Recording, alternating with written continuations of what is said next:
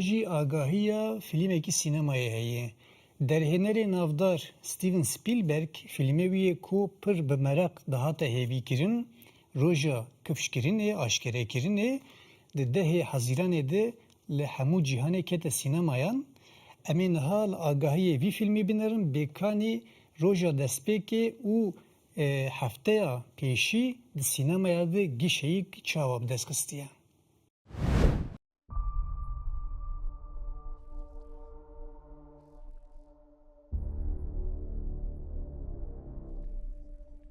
Filmê nû yê UFOyan ê Steven Spielberg dîskol ji rîdeyî ango roja aşkerekirinê ku bütçeya wî $115 milyon bi performansa xwe ya nîşandana destpêkê ku li ser bendewariyan bû eleqeyeke baş ji temaşevanan dît. Filmê ku pêşnîşandanên roja pênşemê jî di nav de bi $19 milyon hatinê roja înê li pey xwe hêşt, di dawiya hefteyê de li Amerîkaya Bakur bi $44 milyon li seranserê cîhanê jî bi $93 milyon temam kir. Texmîna destpêka cîhanî ya ji bo vê berhema navnetewî wekî $65 milyon dihat pêşdîtin. Lê bi xêra eleqeya mezin a sînema hezan bi hêsanî ev hat derbaskirin. Roja aşkerekirinê ku li bazarên derveyî Amerîkayê bi $49.9 milyon dahat bi dest xist û derket ser bendewariyan, li hema her welatê ku ket vîzyonê derket ser lîsteya herî jor a gîşeyê. Tenê li Almanyayê di rêza duyemîn de cî girt. Film behsa hebûnên ne jî cîhanê yê li ser rûyê erdê dike ku derhêner berê jî di gelek filmên xwe de ev mijar girtibû dest. Ev berhema di şêweya zanistî pevxistî de ku rolên sereke Joshua O'Connor, Eve Hewson û Emily Blunt parve dikin, li dû bersiva vê pirsê diçe. Heke we fêm bikira ku em bi tenê nînin, heke kesekî ev yek nîşanî we bida û îspat bikira, gelo wê veya we bitirsanda. Li gel serkeftina gîşeyê karnameya rexnegirî ya filmî jî pir geş e.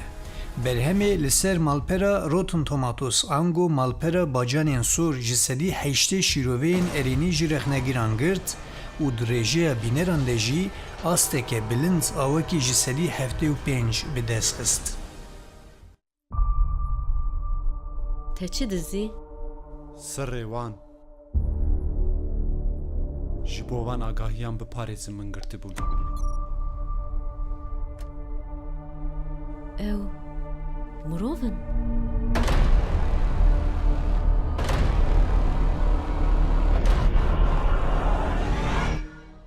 Na.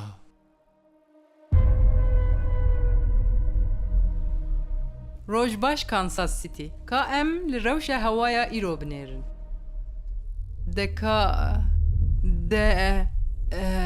îro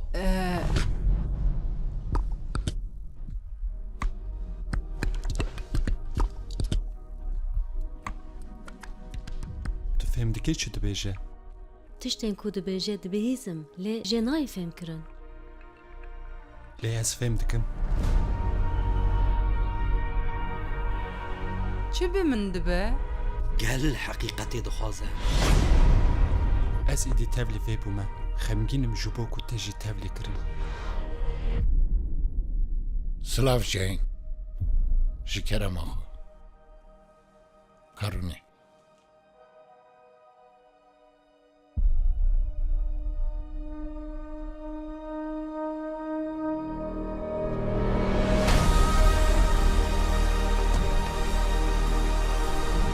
Kampanyadır sêya heftê û neh saliya tişî derev dive bi dawî bibe.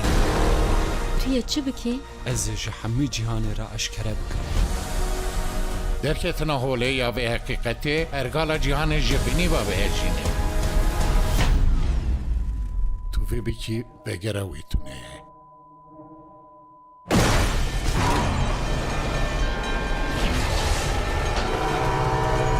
Xweçenke derhal!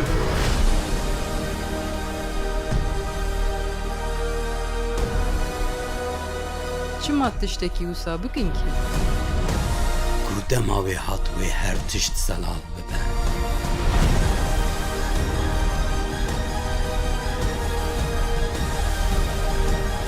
Çi dibe bile bibe. Qet bernede.